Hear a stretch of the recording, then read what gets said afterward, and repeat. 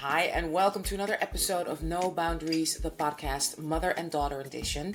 This is a podcast in which we, a mother and daughter duo, have very open and honest conversations, no holds bar, no boundaries, while always exploring our mother and daughter bond. And I'm the mother, and my name is Anusha.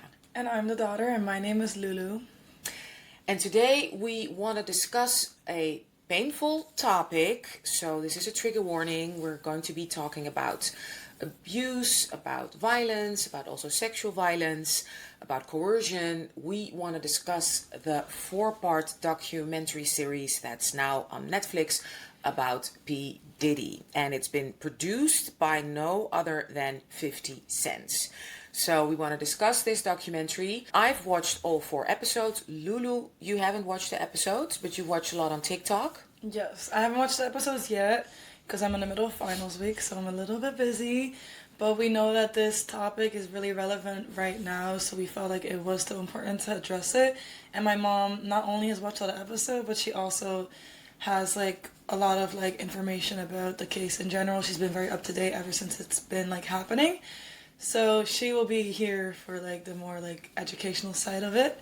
And I'll be, I guess, like you guys today, more of a listener and observer. Yeah, and plus, we always discuss it also in a broader, scope. Mm-hmm. We're talking about abuse, we're talking about power dynamics, and I'm sure, Lulu, you can speak on that anyway without having seen the documentary, because being a woman in this society, being a minority in this society, we always have to deal with a lot of power structures. So we're going to explore that as well. So the case is against P. Diddy. He has been found guilty of 2 minor charges. There were a lot of charges against him, but he's only been found guilty of 2 minor charges that have to do with prostitution charges.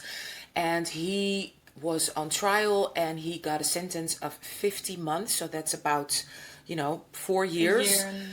50 months, yeah. Oh, 50 or yeah. 15? No, 50. 50 months, so that's about 4 years, but including time served. And I think he served about almost a year in prison, like before and during the trial. So he's going to be in jail for at least another 3 years. Maybe with good behavior he'll get out after 2 years, God knows. Some people even say that he might get pardoned by our president. So who knows what's going on. But he is found guilty of 2 charges. But there were a lot of charges against him. And the most heavy one was a RICO charge, which has to do with that he was running a criminal enterprise. He hasn't been found guilty of that, but all those charges, people might know that the trial took a long time over the summer. It was everywhere. Everybody spoke about it. And so that is what's going on with him now. And of course, people are coming out of the woodworks. People are less afraid to talk about it. So those were criminal charges, but there are also civil charges against him. So people suing him for the wrongs he did to them. And there's 50 cases pending against him of people who he has wronged in business, but also physically wronged and has assaulted and has groomed and has, the word is raped. Quickly want to say who is Diddy for those who don't know? Yes, for those who don't know who P. Diddy is a producer, performer, rapper, entrepreneur. He had a fashion line. He was huge. He's actually the first person who came out of the hip hop culture and made it mainstream. So he's one of the pioneers who brought hip-hop really to the mainstream and made it into a global brand, made it into a lifestyle that has globally influenced, and became a billionaire, I think, even, or almost a billionaire off of it. So a huge, very important producer. Plus he always performed himself on all the songs as well. So there's producers who are behind the scenes and, pull all the strings, but he was also in the front. Yes. This documentary just came out, right? Yes, it just came out. Yeah, and it's 4 episodes, and it kind of covers everything up until the trial. So one thing I saw on TikTok about it, that apparently 50 Cent or whoever made it basically starts every episode with the charges that Diddy was found guilty with, and ends every episode with the charges he found guilty with. And people are basically speculating that he's doing this as a way to show, look at all the, intense stuff you're seeing throughout this documentary, and this is the only thing he's charged for. And that's why repetitively they keep shoving it in your face, this is what he's charged for, to emphasize, guys, this is not okay. Like, look at all this, and this is the only time he's serving, type of thing. Right? Yeah. No, what do you think about that? That totally makes sense. I mean, you have to show it legally. Mm-hmm. You have to show, but usually they only do it at the end, sort of like, oh, and we reached out, and the lawyers say this, and this is what he's been charged with.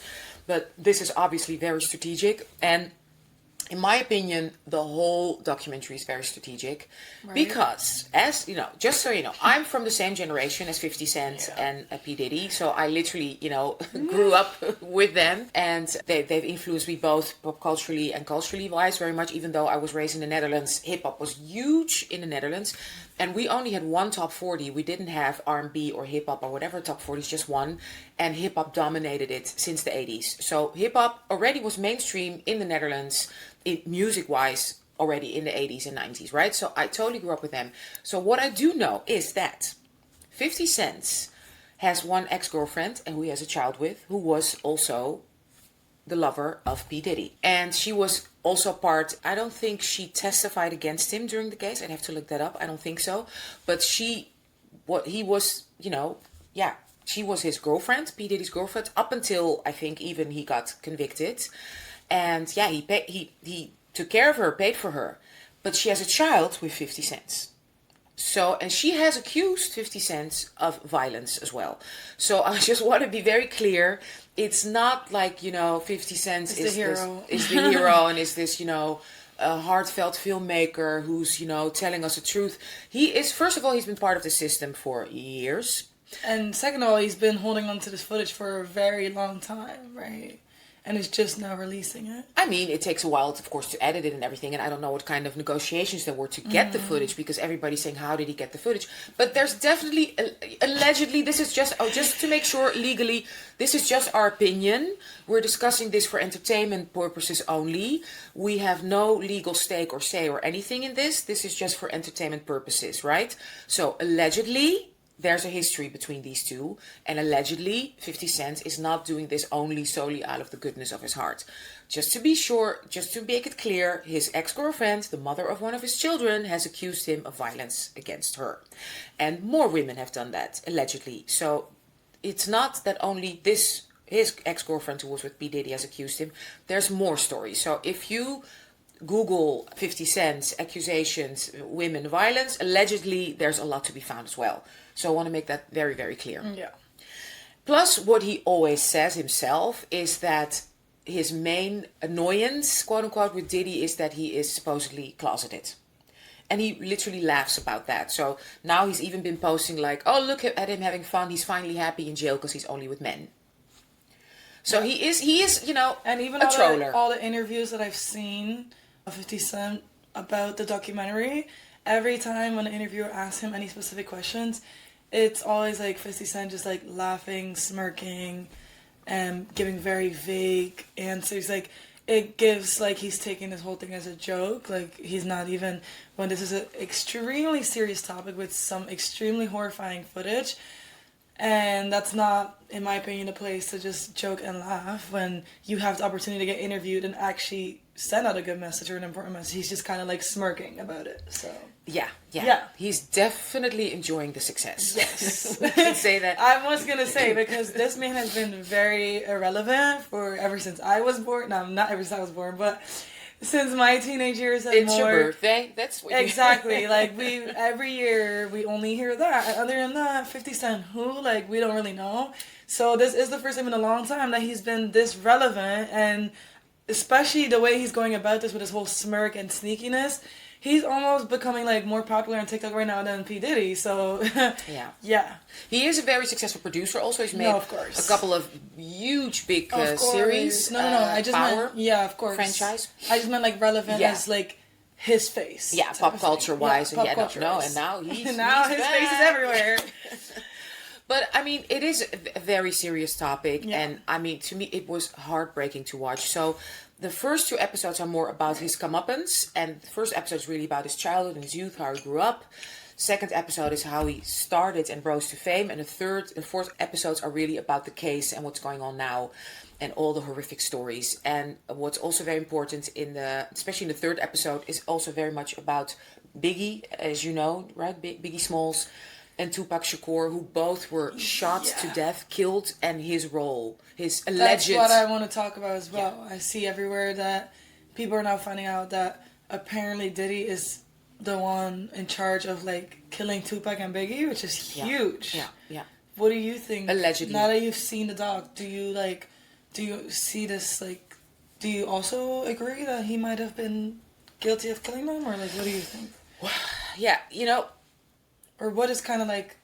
Why are they saying that he killed them, basically? Yeah, they're saying that he killed them based on the evidence that they've presented. And because it had to do... There was like a East Coast, West Coast kind of beef, right? Between producers from the West Coast rap and the East Coast rap industry. Even though the rappers didn't really... Tupac and Biggie didn't start out with beef. They supported each other as artists. And you should not forget that Tupac Shakur is not originally... Maybe he's from California, but he studied in I think in Baltimore even. He went to a theater school. He was a poet. He was a very sensitive boy who kind of adopted this image of being a tough guy, you know, commercially, right? And Biggie Smalls and Tupac kind of even worked together, listened to each other's songs. So there was like even a connection between them. Tupac never really liked P. Diddy. He always had the feeling like, why do you want to be in all the songs? Why do you, you know, do your own career? What's going on? And he kind of like even said to Biggie allegedly, like, why are you with this guy? You know, even because the other big rapper producer, Suge Knight from the West Coast, so sort of like the P. Diddy from the West Coast, he had better deals with his musicians, with the rappers. P. Diddy's deals were very, very harsh, or like, you know, benefited mostly him. So, but they allegedly, that P. Diddy didn't like Tupac, wanted to get rid of him. And, you know, because there were two fighting gangs in the West Coast, the Crips and the Bloods, and Tupac was part of the Bloods, I think, as Suge Knight. So he used Crips to, you know, to do his dirty work. And then later, he was also part of getting rid of Biggie to make sure that, you know, the West Coast would be blamed for that. Because it is, of course, I mean, nobody has been found guilty of that, even though it happened in plain sight. And in the documentary, the person who says he killed Tupac, like, literally speaks out. In the documentary? Yeah. And says that P. Diddy is the one who told me to do it, type of thing? Or? Yeah. Wow. Even though later, so they used material of him saying that, but later he says, I made those statements under duress. So he made the statements, but later he came back and said, yeah, this was done under duress by the police. I was forced. So he's taking it back now. But it is on tape. So he's now saying that it's not Diddy. When the documentary came out. So it is, he has made those statements. They use that material of him saying, literally explaining how they did it, how they drove by and what they did, and the whole horrible, you know, story of killing, you know, Tupac Shakur. But then he says later they type that like, oh, he says he made those statements under duress. Interesting. Yeah. Wow. Yeah. No. That to me was shocking to hear. I mean, all the allegations and the people who speak out, it's there. I don't know how he's going to come back from this. No. Do you think this will reopen the case, even though he's been charged, or?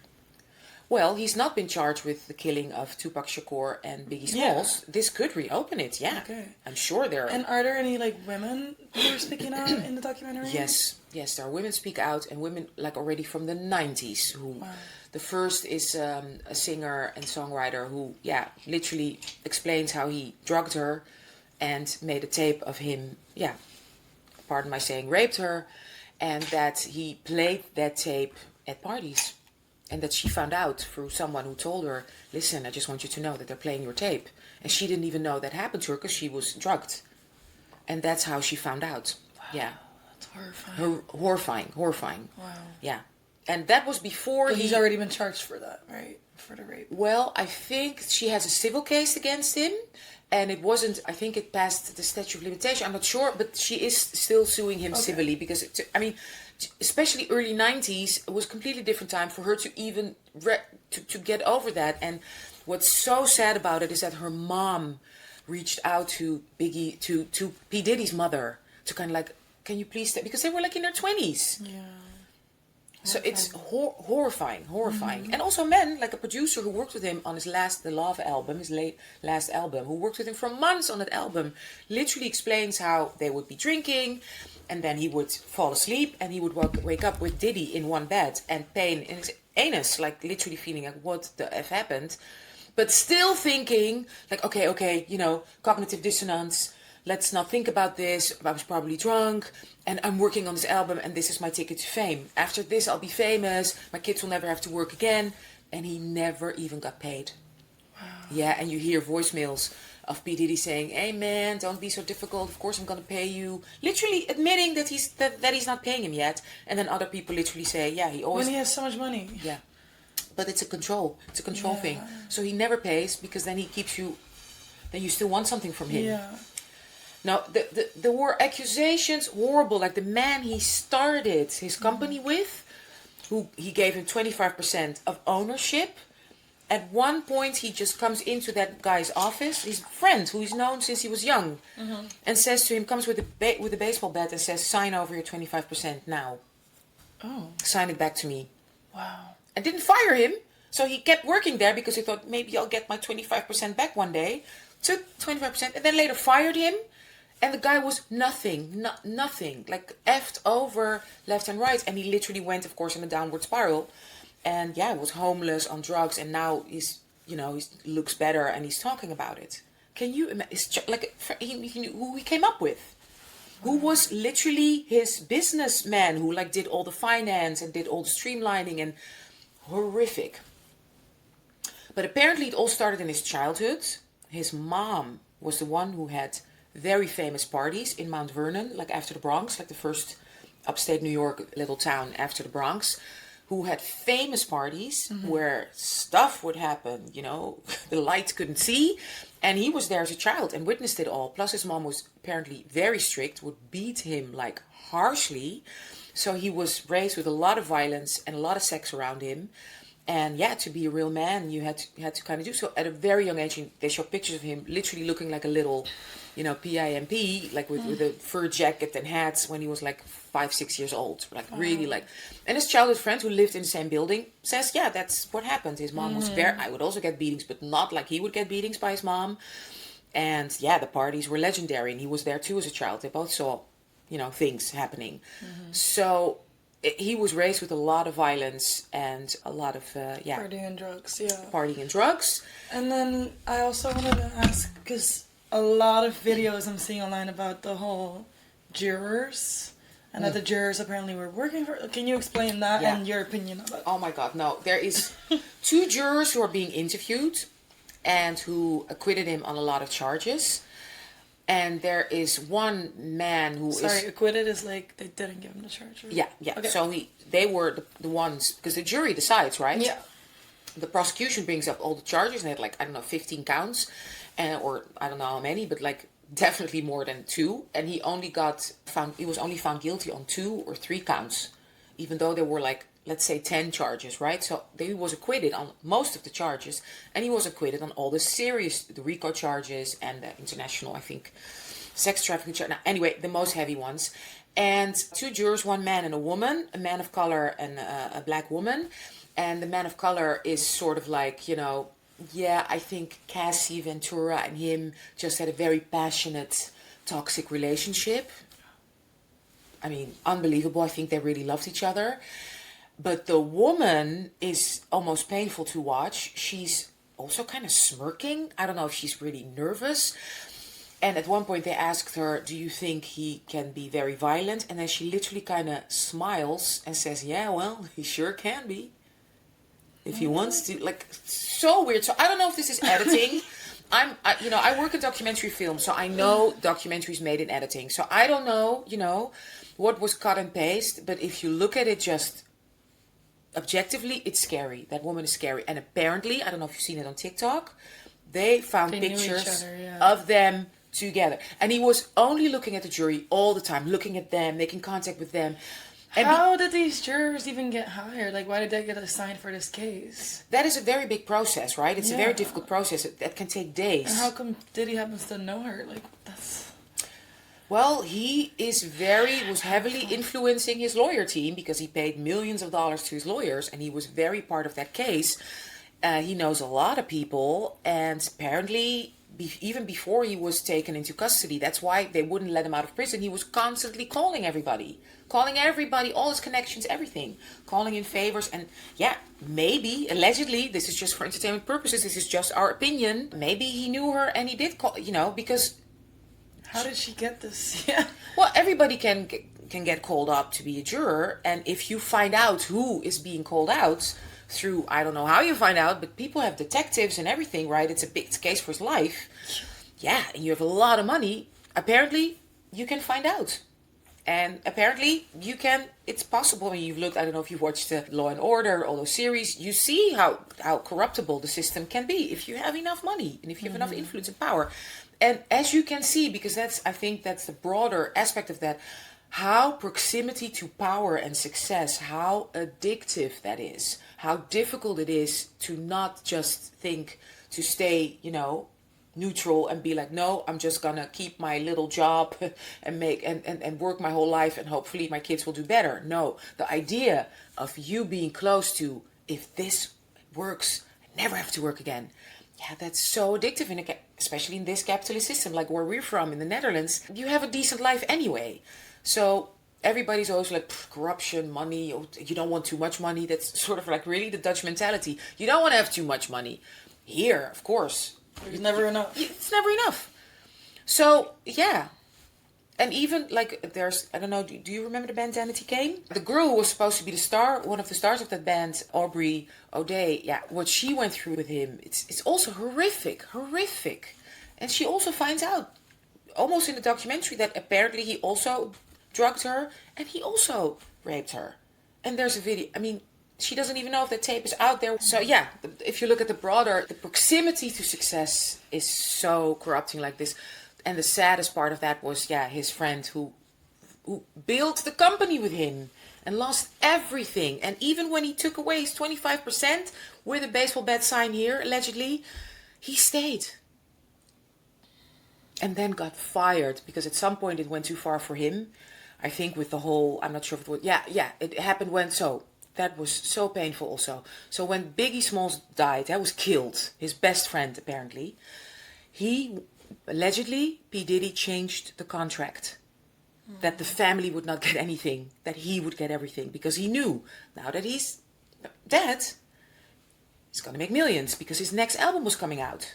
Wow. Life After Death. And he changed the contract, and he said to his guy, his friend who he took the 25% away, changed the contract, and he said, no, this is the limit. I'm not going to do that. And he fired him. Wow. And when when Biggie died, that's when he completely blew up. When he became and he was like, I don't know if because I remember watching that concert with Sting, Every Breath You Take. Sting, who as a child I was in love with, fan of the Police. And that was like this incredible moment, and him crying and being the star of that show, singing, dancing, Every Breath You Take. And apparently he was allegedly behind the killing, but definitely behind screwing over his family, even his children,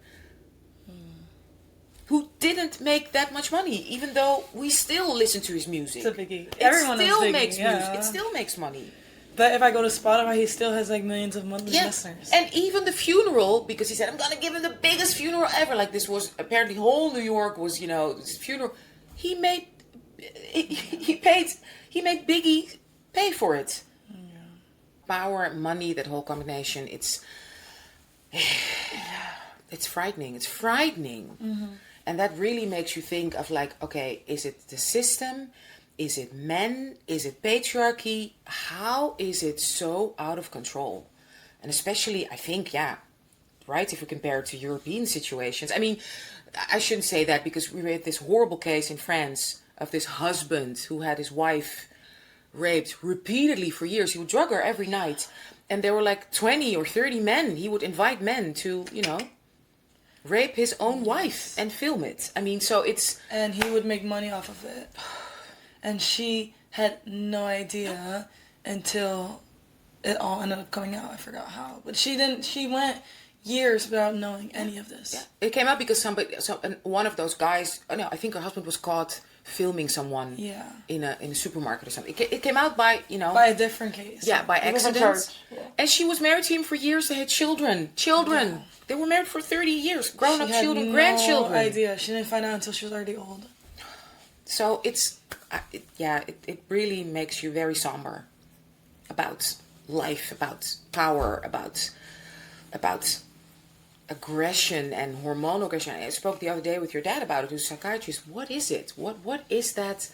It's almost like when they have this power and money, it's like they know they can get away with it. So it's kind of like they do it because they know they can get away with it. I don't know. It's like weird. No, but what's so horrible, it happens so many times, also in domestic situations with no power. Yeah.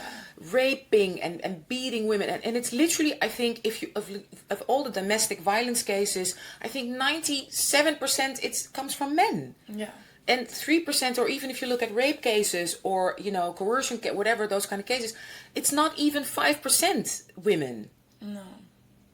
So that makes it so horrific as a society of like, we have to look at this. We have to do something with it. What are we going to do as a society to, Decenter men. decenter men, and hopefully this is being taken seriously. Oh yeah, as I was saying, there's a case of a Dutch model, Karen Mulder, one of the first international top models, who spoke out about this in the year 2001, literally on a talk show in France. And she was hospitalized the next day for a psychotic break. It's all over TikTok right now that people are coming back to that. So we could have had, and she even mentions Epstein. So this was in 2001. So can you imagine how many girls could have been saved if people would have listened to her, as opposed to 24 years ago, guys. locking her up. 24 years. I want to see if I could, find her or talk to her. She was a Dutch model. She's Dutch. And she even mentioned her own family in it. Because models, started, she was at 15, she was sent on her own to Paris. And that's when they start grooming her. So it's this is not a happy episode, but I hope we as a society really, really, take a look at this, and that men really take a hard look at themselves and call each other out. Also, like as friends in small, like we spoke about it also with Quinn and, in other episodes. Men have to also speak up to other men, not the jokes, not the a locker room talk. We need a big cultural shift. Yes. We can't do it alone as women, unfortunately. We need men to also speak out and hold other men accountable. Because sadly, if I hold a guy accountable for being sexist and another guy holds him accountable, they're going to be more likely to listen to the other guy. So we need men, unfortunately, to decenter men. Ironic. Yeah. Okay, so not the happiest episode, but an important episode. We'll speak, of course, more about this kind of topics and other type of topics. Let us know what you want us to talk about. We'll have a newsletter out with relevant links. Please subscribe to our newsletter on Substack. It's free. And let us know what else you want us to talk about. And as always, I love you. I love me. And we love y'all.